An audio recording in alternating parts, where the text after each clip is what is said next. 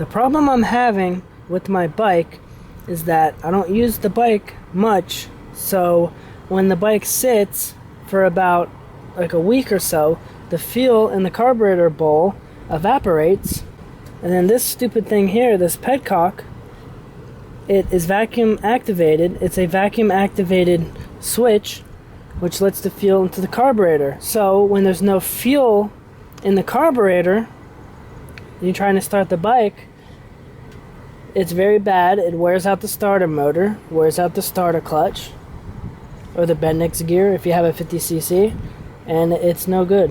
You have to keep doing that until there's enough fuel in the bowl for the bike to start.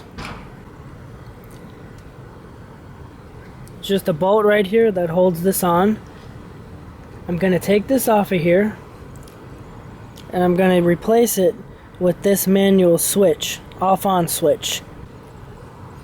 It's not a big deal if you leave this on, unless there's a problem with the carburetor float, and the valve doesn't close, and the fuel keeps coming out, then the carburetor will get flooded, and all your fuel will leak out. That's why they have this switch here, because it's vacuum activated, so when the engine's off, it won't let any fuel out, ever, unless there's a vacuum. And there's a vacuum hose that goes to it, so if you do this and use one of these switches, you're going to have to leave this vacuum line on here.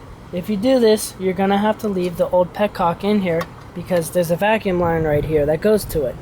Or you're going to have to close off this line somehow, seal it off, because if you don't have a vacuum in those lines, the engine won't run. There's another part on the carburetor down here that needs a vacuum to work properly. So you can't just cut off all these lines. You have to leave them. After you loosen up the bolt that holds on the petcock, you want to get vice grip pliers, and you're going to squeeze the fuel line that's coming from the fuel tank, because when you disconnect that line to put it into the switch, it's going to leak. The fuel's going to start coming out like crazy unless you clamp the hose. You're going to have to adjust this thing until you get it where you need it.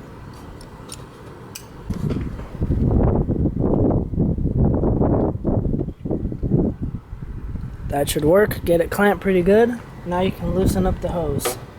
Put something down underneath here because a little fuel might drip out of the hose, so you don't want it to, and it might even still leak because this might not be clamped on enough. We're going to find out.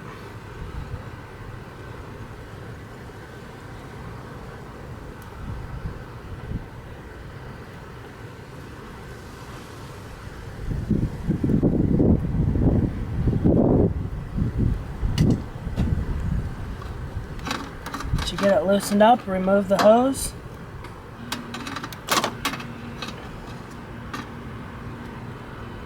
Yep, a little bit of fuel came out. Get the valve, get this new switch. Make sure the switch is off when you hook it up. And this is also a good time to test the switch to make sure it actually works, because this other side will be opened up before you hook up the other line to it.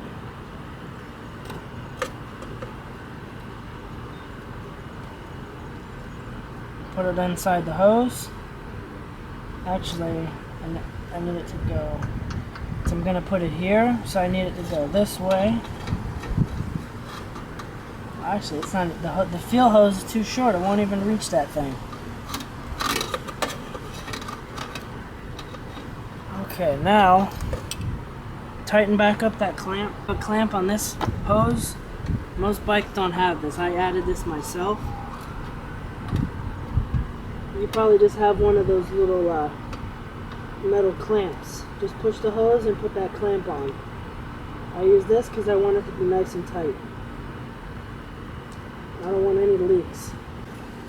After you get it pretty snug, loosen it up and see if it leaks.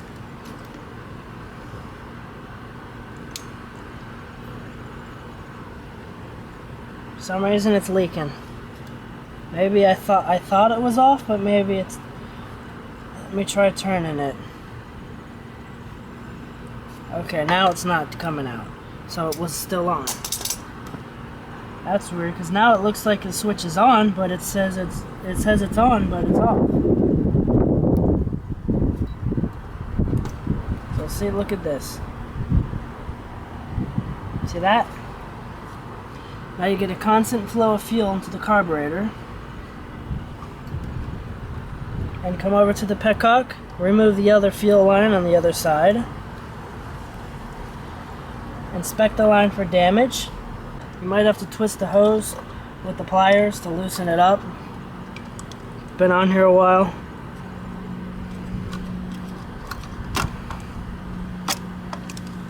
If the hose is dry rotted, just cut it a little shorter. Take the scissors and cut it a little shorter. Get it past that dry rotted rubber. The rubber on the ends likes to dry rot because it's expanded when it's plugged into the petcock thing. So it's better if you cut it off and start over when you're changing these lines. The other line looked okay, so I'm not going to cut it. Join them together. Hopefully you can see what I'm doing around this thing.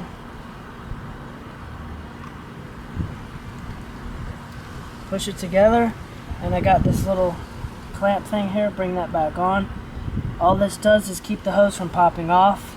It does not help form a seal. I have a few pieces of new fuel line. I'm going to connect them to each end of the old petcock just to seal it up. Then I'm going to put a sealer inside to seal up the holes.